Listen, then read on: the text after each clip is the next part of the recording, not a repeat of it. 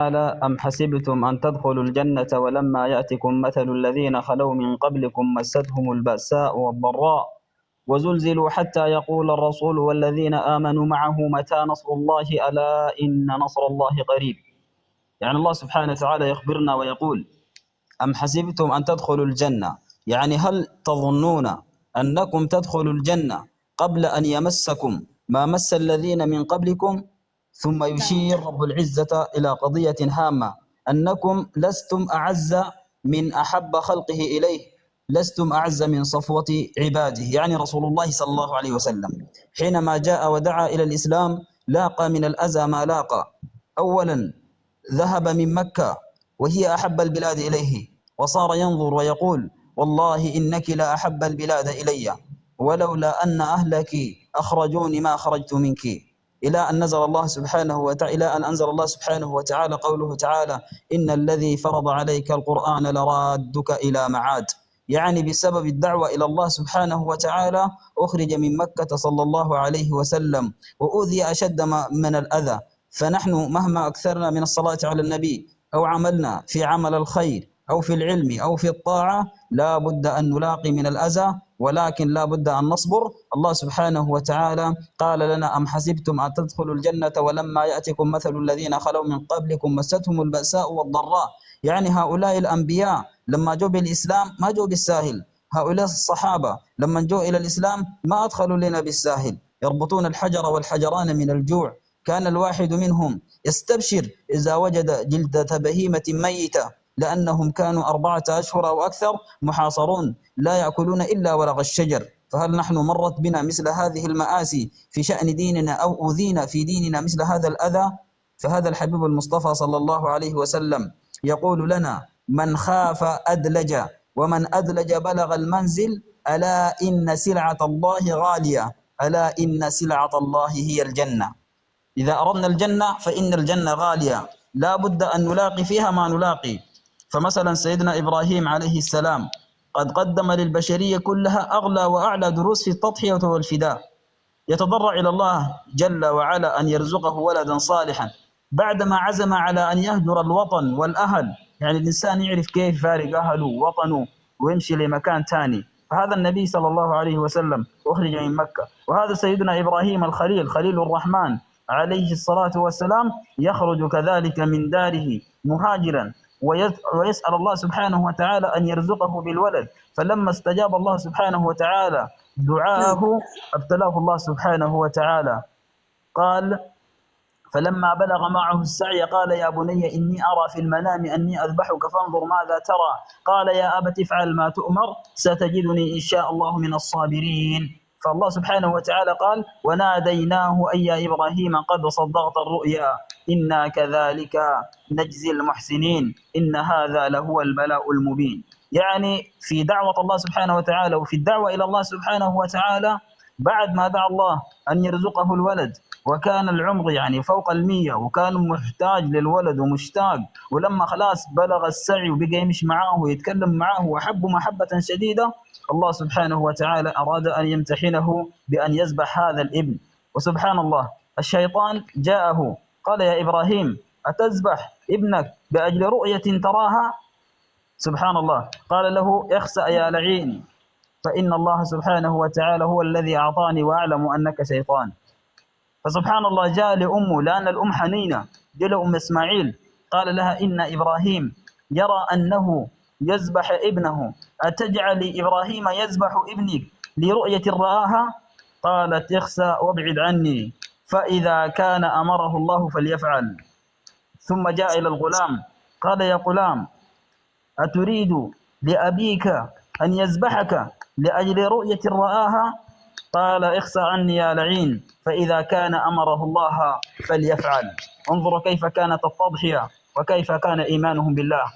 وحبيبنا المصطفى صلى الله عليه وسلم هو سيد المضحين صلى الله عليه وسلم، يقول بأبي وأمي كما في الحديث الصحيح لقد أوذيت في الله وما يؤذى أحد وأخفت في الله وما يخاف أحد، ولقد أتت علي 30 من بين يوم وليلة وما لي ولبلال ما يأكله ذو كبد إلا ما يواري إبت بلال من الطعام. 30 يوم و30 ليلة النبي صلى الله عليه وسلم ما يأكل إلا بالخفاء، ويجي سيدنا بلال وهو شائلة تحت إبطه، يعني أكل بسيط لا يساوي شيء. مع ذلك النبي صلى الله عليه وسلم صبر لأجل الدعوة. فمهما الإنسان ما وجد من السهر، مهما وجدت من الكسل، فلا بد لك أن تصبر، لأن الجنة ثمنها غالي. الجنة هي سلعة الله، وثمنها غالي وهو الجنة.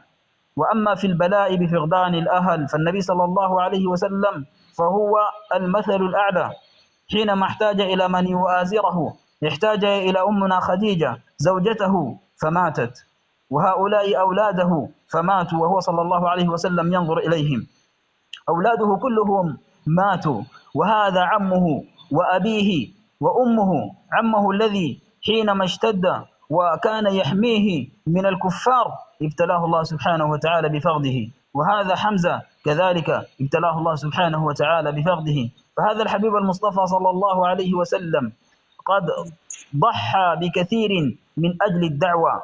وأما بالجوع 3 أشهر، 3 شهور كان ولا يوقد في بيت رسول الله صلى الله عليه وسلم نار. قالوا وبما كنتم تعيشون؟ قالت أمنا عائشة بالأسودان، يعني بالماء والتمر. كانوا 3 شهور ما يولعوا في بيت النار، يأكلوا شنو؟ موية وتمر. فهل نحن مرينا بهذه الصعاب من أجل الصلاة على النبي، أو من أجل الاستغفار، أو من أجل ذكر الله سبحانه وتعالى، أو من أجل نشر الدين لله سبحانه وتعالى؟ فهذا والنبي صلى الله عليه وسلم قالوا ما شبع آل محمد من خبز الشعير يومين متتاليين أبدا.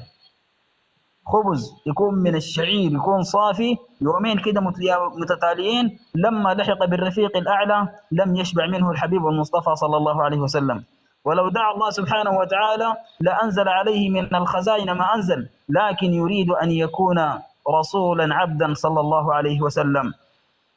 فلذلك النبي صلى الله عليه وسلم لو تأملنا كذلك في صحابة النبي صلى الله عليه وسلم وتضحياتهم العظيمة، فهذا عبد الله بن جحش رضي الله عنه في معركة أحد يدعو يقول اللهم إني أقسم عليك أن ألقى العدو غدا فيقتلني، ثم يبغر بطني ويجدع أنفي وأذني، ثم تسألني فيما ذلك يا عبدي وأنت أعلم، فأقول فيك يا رب. يعني سبحان الله، قال يا ربي دارك بس تسلط علي المشركين دين يازوني ويقطعوا أنفي ويبقروا بطني، عشان لما تجي تسألني يوم القيامة تقول لي ليش يا عبدي، أقول دي طاعة لك يا رب. فهل نحن ضحينا بهذه التضحية؟ وهذا عمرو بن الجموح رضي الله عنه كان أعرج شديد العرج، يعني زول أعرج وما بيمشي شنو ما بيمشي يقاتل ولا بيمشي يغزو، لكن محبته الزائدة لرسول الله ولله، وكان له 4 أبناء يغزون مع رسول الله صلى الله عليه وسلم إذا غزا، يعني عنده 4 أولاد شغالين يجاهدوا مع النبي صلى الله عليه وسلم. وهو قال لا أنا لازم مش خلى أولاده براهم في العلم، يعني كلهم ماشيين في سبيل الله سبحانه وتعالى، هو وأبنائه ال4. قال فلما توجه رسول الله صلى الله عليه وسلم إلى أحد أراد أن يتوجه معه، فمنعه أبناؤه لكبره. أبنائه قال له نحن بنكفيك وانت كبير، ونحن أولادك ال4 بنجاهد مع رسول الله صلى الله عليه وسلم. فأبى، قال لهم لا لازم أمشي لرسول الله صلى الله عليه وسلم. فمشى لرسول الله صلى الله عليه وسلم، ولما سأل رسول الله صلى الله عليه وسلم قال لي أما أنت فقد وضع الله عنك الجهاد، يعني أنت أعرج والله سبحانه وتعالى عذرك من الجهاد. لكن شوفوا كيف كانت محبته لله ولرسول الله صلى الله عليه وسلم.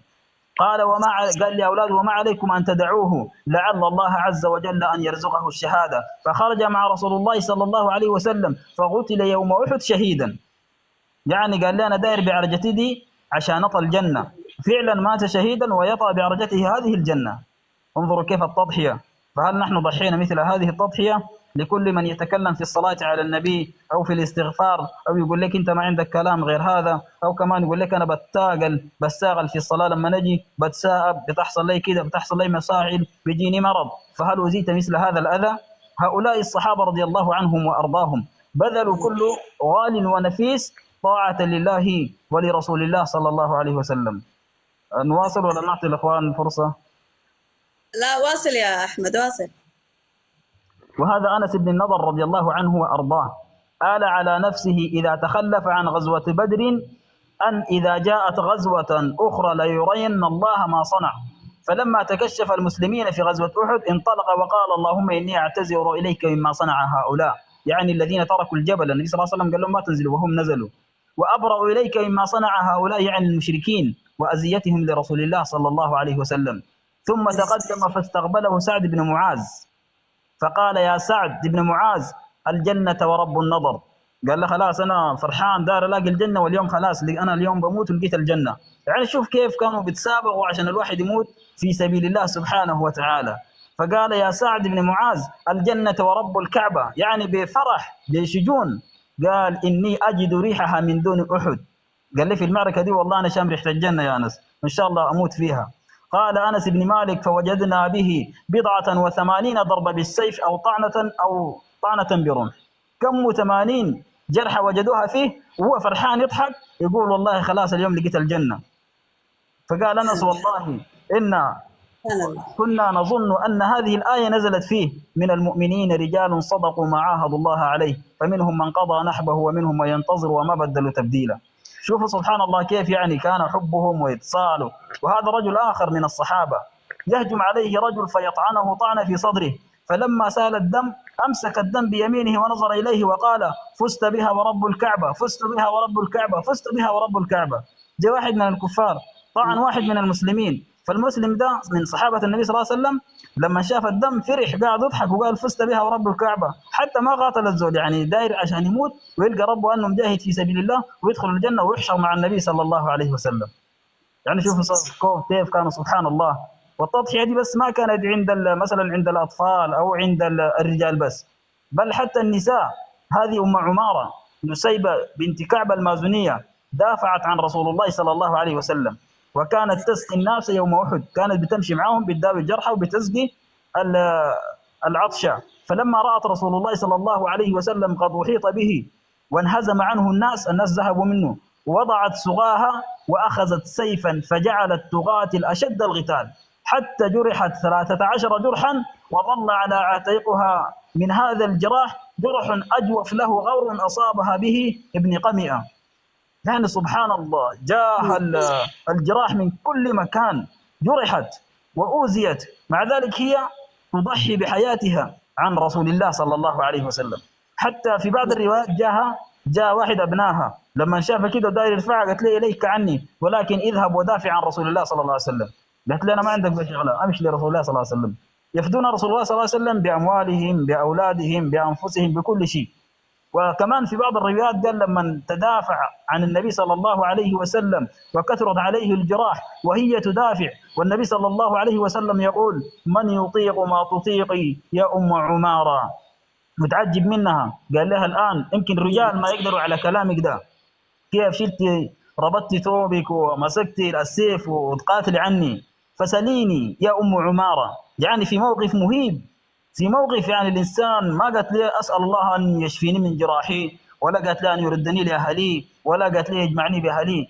يعني شوف سبحان الله، شوف زكاها وشنو قالت له. فقالت ادعو الله أن نرافقك في الجنة. ما قالت لي نحن الآن في ألم وهي في جروح ولم يكن هنالك بند ولم يكن هنالك ما يبرد الجراح، غير أنها تفانت في حب رسول الله صلى الله عليه وسلم وفي الدفاع وفي التضحية عن الله وعن رسول الله صلى الله عليه وسلم. فما قالت لي شنو، قالت لي إنا نريد أن نرافقك في الجنة، تريد نفسها وزوجها وأبنائها حبيب عبد الله. فقال لها صلى الله عليه وسلم اللهم اجعلهم رفقائي في الجنة. بسبب هذه التضحية نالت أنها تكون هي وأبنائها وزوجها رفقاء لرسول الله صلى الله عليه وسلم. فلذلك نحن علينا أن نضحي بالعمل القليل ولو بالقليل، علينا أن نضحي بأنفسنا في العلم. التضحية تكون بعدة أشياء، منها بالجود والنفس والجهاد اللي كان الآن هو من أعظم المراتب.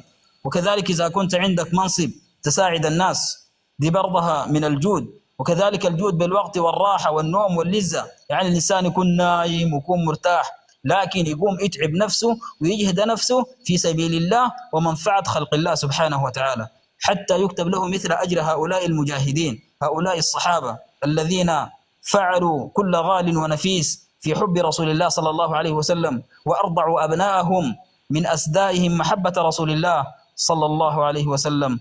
اللهم صل وسلم وبارك على سيدنا محمد وعلى آله وصحبه وسلم. جعلنا الله وإياكم من أمة محمد صلى الله عليه وسلم، وأوردنا الله وإياكم حوضه الشريف، وسقانا منها شربة هنية لا نظمأ بعدها أبدا، كل من استمع إلينا وكل من أوصانا والدينا وكل الناس. وجزاكم الله أنتم خيرا على حسن الاستماع.